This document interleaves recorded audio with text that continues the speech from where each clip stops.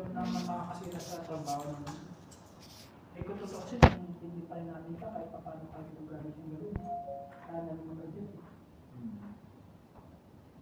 Kaya nga diba nag-usap kami, huwag na sila lang gawin natin. Kung tama na kung kita, kaya gawin sila. Bisa rin naging desisyon na gusto mong gawin na hindi mo kailangan implement. Kaya na, yan ang dati. Yung kumataan na ako nakikita na, hindi sila ng mali kung sabihin mo gagawin mo yung iba. Siya, kung takot yung ito na ako, kaya sa mga ano na napakayo. Ni Corrales yan. Ano sabihin?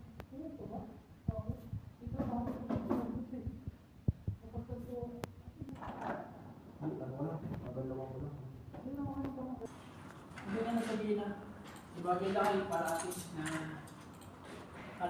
paano nakita tayo, gano'n na lang gawin.